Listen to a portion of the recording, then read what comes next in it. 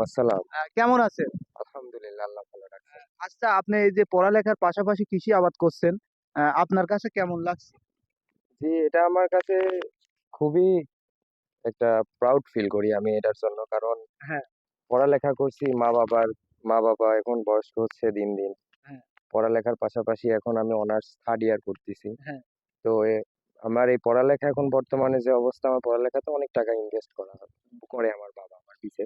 হ্যাঁ, তো আমি মানে আরকি দেখলাম যে নিজের জমি জমা আছে, এরকম ভাবে মানে অন্যের কাছে না দিয়ে হ্যাঁ। নিজে যদি কিছু একটা করতে পারতাম, সামান্যর ভিতরে একটু যদি আগায় নিতে পারতাম নিজের মা আচ্ছা, বাবা। এই যে কৃষিকাজে আপনাকে আমি একটা ছোট প্রশ্ন করি। এই যে কৃষিকাজের উপরে যে আপনার এই যে এটা কি ছোট থেকেই একটা আগ্রহ? ছোট থেকে বলতে আমার বাবাও কৃষক ছিল, আমার দাদারাও কৃষক ছিল, সবাই কৃষক ছিল। হ্যাঁ, এক কথায় আমার ফ্যামিলি কৃষিকাজ আগে থেকেই সবাই আগ্রহী ছিল। হ্যাঁ, আমাদের আগে জমি জমা ছিল, আগে নিজের জমি ছিল না, কিন্তু অন্যের জমি ছিল, তারা আবাদ করতো আর কি। হ্যাঁ, তো এখন বর্তমানে আমার বাবা যাই হোক 2-1 বিঘা জমি যতটুকু সামর্থ্য আল্লাহ দিছে, মনে করেন ওনারা জমি জমা কিনছে। হ্যাঁ, তো ওটাতে আর কি আমি আপাতত আছি। আমি এই যে যেরকম দেখছেন ঢেঁড়স হ্যাঁ। চাষ করেছি, চাষ করে আল্লাহ দিলে ঢেঁড়সের দাম ভালোই পাচ্ছি। এখন বাজার যাচ্ছে কেমন? এখন বাজার যাচ্ছে 30 টাকা 35 টাকা কেজি।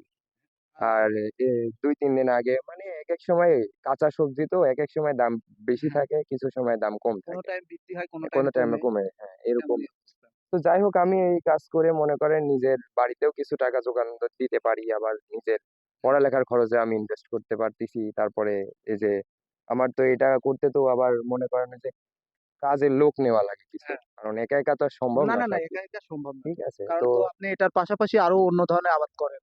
তো আমি টোটালি মিলে সবকিছুই মনে করেন দেখা সাক্ষাৎ করে হ্যাঁ, এখন দেখা যাচ্ছে আমি আবাদে খুবই মানে এগিয়ে যাচ্ছি আস্তে আস্তে, নিজের পড়াশোনাটাও চালাতে পারছি, এদিকে নিজের মা বাবারও হচ্ছে গা মাথার উপরে বোঝাটাও সেরকম ভাবে হতে চাচ্ছি না। এক কথায় নিজের মা বাবাকে কষ্ট কম দেওয়ার জন্য, নিজের মা বাবার হাল ধরার জন্য আমি আর কি পড়ালেখার পাশে ওই কৃষি কাজটা কৃষি করছি। কাজটা করছেন। জি। আরেকটা বিষয় আপনার কাছে জানতে চাই। ভুঁই তো পোড়াই শুখা গেছে। হুম। এই যে আপনাদের তো এখন বর্তমান বাংলাদেশের যে সংকট তেলের, সেক্ষেত্রে আপনাদের উপরে কি একটু প্রভাব পড়ছে কৃষির উপরে? হ্যাঁ, অবশ্যই প্রভাব পড়ছে। যেরকম হ্যাঁ, এই যে এই বছরটা বিশেষ করে শুরুর দিকে ২-১ দিন বৃষ্টি হলো, তাও সেরকম মাপে হয়নি। হ্যাঁ, তারপরেও এখন এই যে যেরকম ভাবে মানে খরা পড়ছে তো, হ্যাঁ, যেভাবে গরম পড়ছে, এ দেখেন আমার জমিতে যেরকম দেখেন হ্যাঁ, মাটি পুরা শুকা একদম কাঠ ফাটার মতো অবস্থা। তো এই অবস্থায় মনে করেন আমার নিজের মেশিন আছে অবশ্য, হ্যাঁ, কিন্তু আমি তেলের অভাবে মনে করেন এই জমিতে পানি দিতে পারছি না, বা অন্য কারোর কাছে যাবো যে হ্যাঁ, তোমার কাছে পানি আছে কিনা, হ্যাঁ, হলে আমার এটাতে দিয়ে দাও, কিন্তু তারাও মনে করেন সেম একই